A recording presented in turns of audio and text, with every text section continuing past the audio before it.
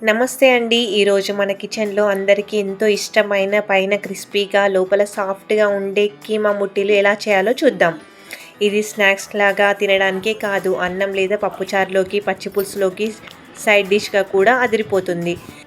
చాలా తక్కువ సమయంలో ఇంట్లోనే న్యాచురల్‌గా ఎలా చేసుకోవాలో స్టెప్ బై స్టెప్ వివరంగా చెప్తాను. వీడియోని ఎక్కడ స్కిప్ చేయకుండా చివరి వరకు చూడండి. ఇక్కడ నేను తెలంగాణ మేకపోతు మాంసం కైమాని తీసుకున్నాను.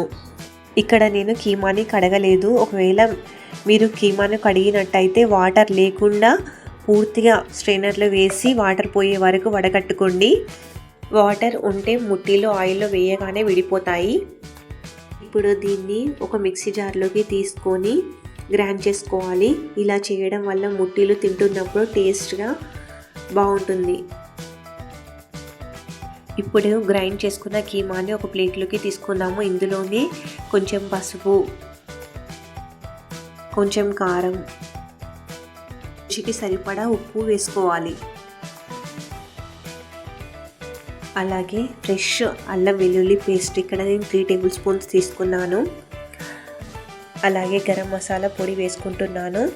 వీటన్నిటితో పాటు ముఖ్యంగా పుట్నాల పప్పు పొడి వేయాలి.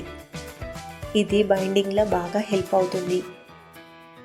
ముట్టీలు మంచి ఫ్లేవర్తో రావడం కోసం సన్నగా తరిగిన పుదీనా, కొత్తిమీరను కూడా వేసుకుంటున్నాను. ఇందులోనే ఫుల్ టేబుల్ స్పూన్ ధనియాల పౌడర్ని కూడా వేసుకుంటున్నాను.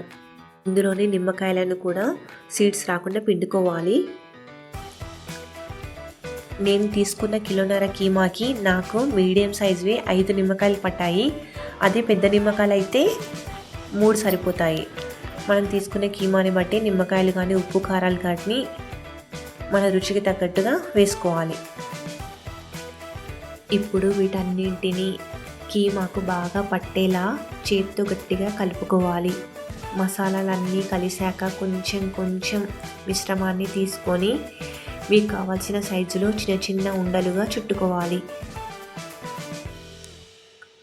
ఇప్పుడు స్టవ్ మీద కడాయి పెట్టి డీప్ ఫ్రైకి సరిపడా ఆయిల్ పోసి వేడి చేయాలి. నూనె వేడెక్కాక మంటను మీడియం ఫ్లేమ్లో పెట్టి మనం చేసుకున్న ఉండలను ఒక్కొక్కటిగా వేసుకోవాలి. హై ఫ్లేమ్లో పెడితే పైన రంగు వస్తుంది, కానీ లోపల మాత్రం అస్సలు ఉడకదు.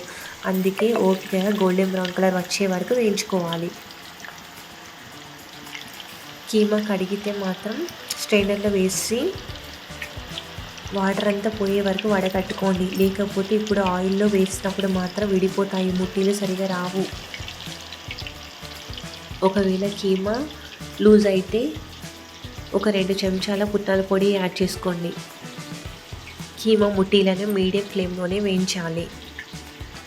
దీనివల్ల కీమా లోపలి వరకు బాగా ఉడుకుతుంది. ఆయిల్లో వేసిన వెంటనే స్పూన్తో తిప్పకూడదు.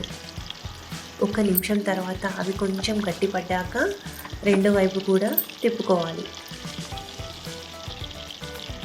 మంటను మీడియం ఫ్లేమ్లో ఉంచి అన్ని వైపులా సమానంగా వేగేలా ఫ్రై చేసుకోవాలి.